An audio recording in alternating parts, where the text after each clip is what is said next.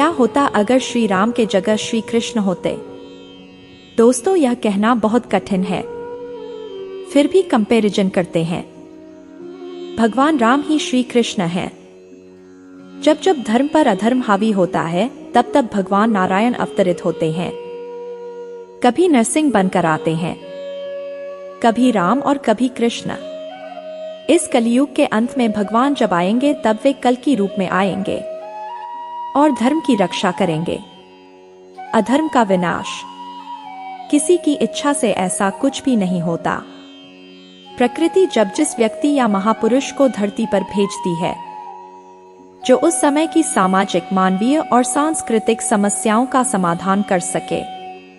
त्रेता युग में श्री राम की और द्वापर युग में श्री कृष्ण जैसे व्यक्तित्व से संपन्न महापुरुष की आवश्यकता थी। बीच में बुद्ध आए, अब युग परिवर्तन की एक नई क्रांति प्रारंभ हो चुकी है। जब ज्ञान की प्रतिष्ठा करनी है और मानवता में आदर्शों के बीज प्रतिष्ठापित करना होगा। इसीलिए तो कहते हैं, जब जब धर्म पर अधर्म हावी होता है, तब तब भगवान नारायण अवतरित होते हैं। कभी नरसिंह बनकर आते हैं, कभी राम और कभी कृष्ण।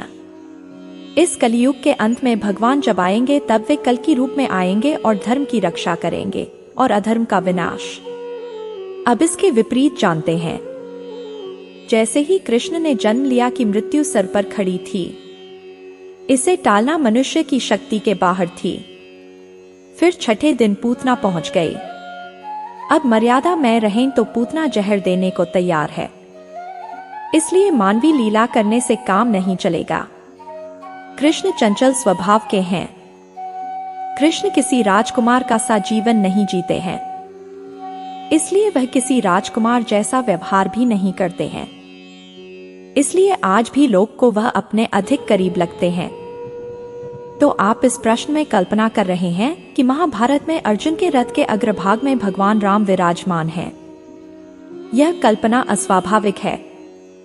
राम जहां हैं, उन्हें वहीं होना चाहिए, क्योंकि उनका व्यवहार युगानुकूल है। उनका प्रतिनायक भी ऐसा है जो उनकी पत्नी को युद्ध के अंत सुरक्षित रखता है।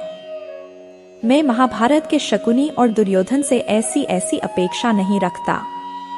अर्जुन के रथ में मैं केवल कृष्ण को ही देखना चाहता हूं, क्योंकि वही महाभारत के युगानुकूल नायक हैं। और श्री कृष्ण महाभारत में भाग नहीं लेते तो क्या होता? अगर भगवान श्री कृष्ण महाभारत में भाग न लेते तो हमें आज अमृत वचन रूपी गीता का पठन पाठन करने और श्रवण करने का सुअवसर प्राप्त नहीं होता।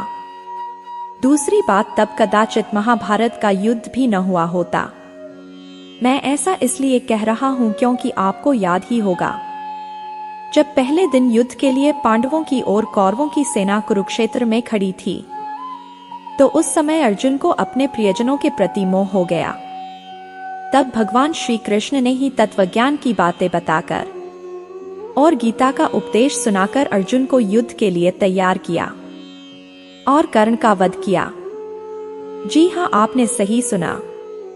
मैं ऐसा इसलिए कह रहा हूं कि अगर आपने महाभारत देखी होगी तो शायद आपको याद हो कि जब युद्ध भूमि में अर्जुन और कर्ण के बीच जोर शोर से युद्ध चल रहा था, तभी कर्ण के रथ का पहिया रक्त के कीचड़ में फंस गया था।